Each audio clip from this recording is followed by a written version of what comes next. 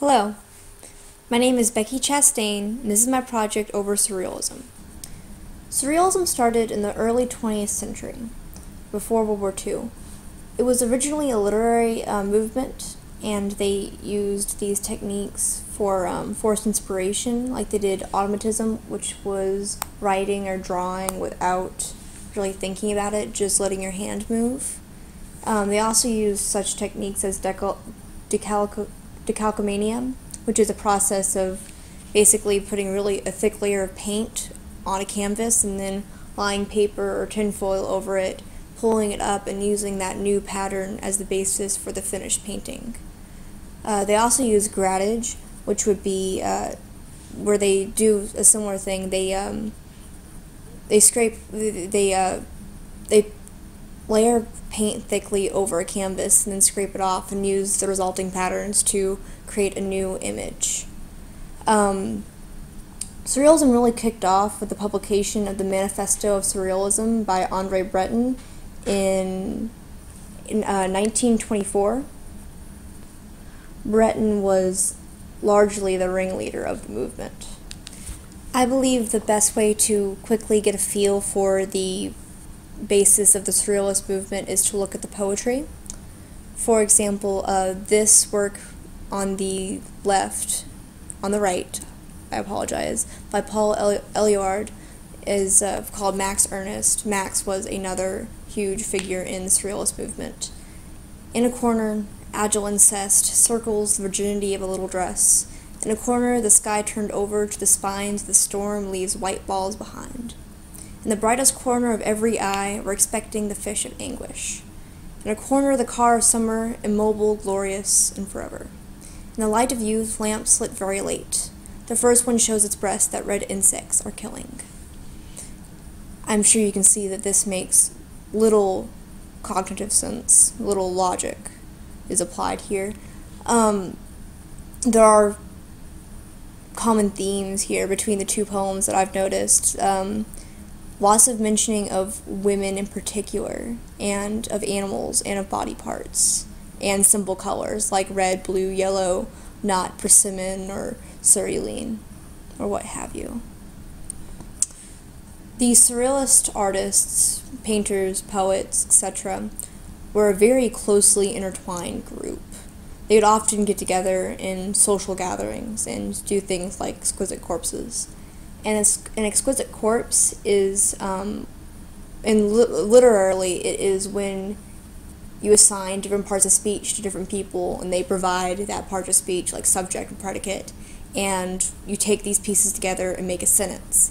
It gets its name from the first exquisite corpse created. The exquisite corpse shall drink the bubbling wine.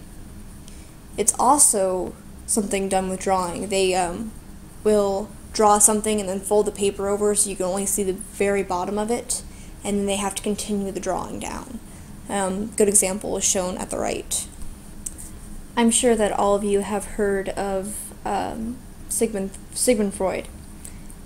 He lived from 1856 to 1939 and is most famous for the development of psychoanalysis.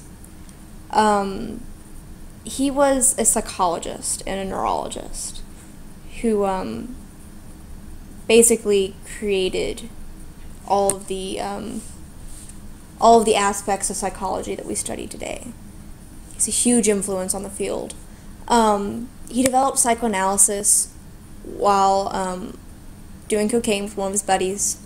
He ended up sitting on the couch with this drug coursing through his veins and talking about his feelings with his buddy until the early hours of the morning. And he decided that this would be a perfect way to help people heal, to study their mind. His big thing was dreams, the unconscious mind, transference. He wrote a book, The Interpretation of Dreams, that basically explains that dreams are your mind's way of telling you what you want and what's bothering you. Transference has something to do with childhood trauma, sexuality, something like that. It's actually a very hard concept to understand, but it's kind of like imprinted on your dreams and on your adulthood. He's probably most famous today for his psychosexual development work. For example, he is the one who coined the Oedipus complex, which was part of his 5 stages of development: the oral, anal, phallic, latency, and genital phases. The first 4 take place during childhood and describe what your main sources of identity, what your main tasks are during that phase. For example, in the oral phase, which is from birth to about a year old, your main thing is breastfeeding. That's how you get your source of pleasure. That's how you are intimate with your mother. The Oedipus complex comes in the phallic stage, I believe, in which a young man, or in the electra complex, a young woman develops the desire to possess their mother or father, respectively. Here you can see a simple, stupid explanation of the 5 stages of development and when someone goes through and what principal things are going on in your life during these stages. He has the idea that if something goes wrong during any of these stages, you'll develop a fixation. So like an oral fixation would be found often in smokers, people who chew gum a lot, chew on their fingernails, and the personality type associated with people with an oral fixation is very immature because of the, it's like the delayed gratification versus immediate gratification that comes from being a baby and being breastfed and being weaned off. So now that you understand who Freud was and what he did, I'd like to explain the part of his psychology that surrealists were particularly fascinated with, the unconscious. This is a simple iceberg effect type graph of how he viewed the mind, with the ego, the superego, and the id. The ego would be like your day-to-day problem-solving kind of mentality, and then your superego contains more of your conscience and your morals, while the id is your primal wish fulfillment, very instinctual part of your mind.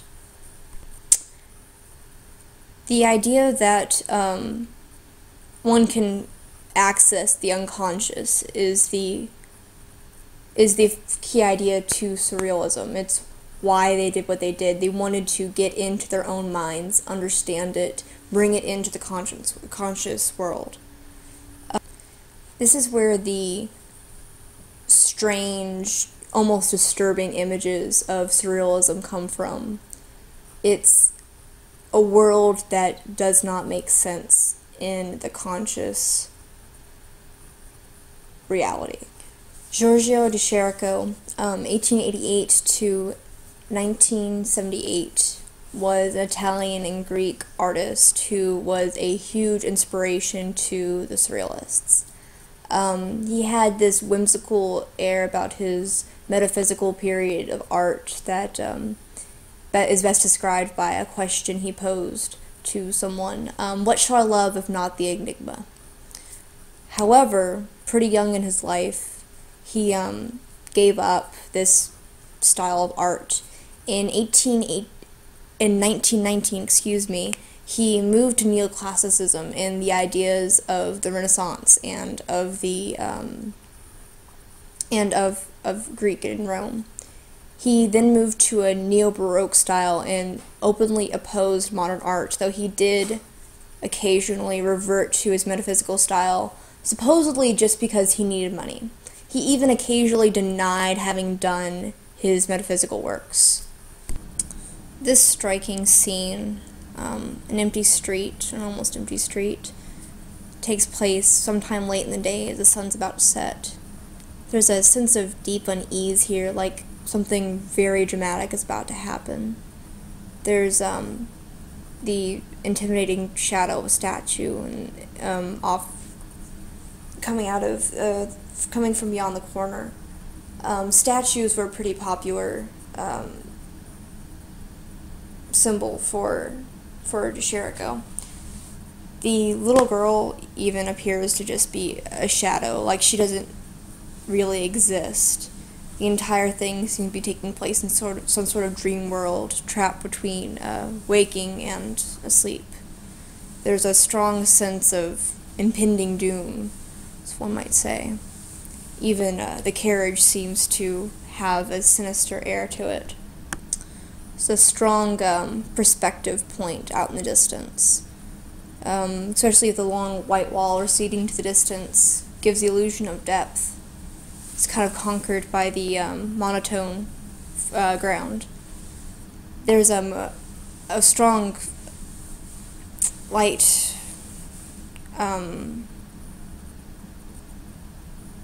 contrast, kind of Caravaggioistic, and of course you have lots of simple shapes and definite lines.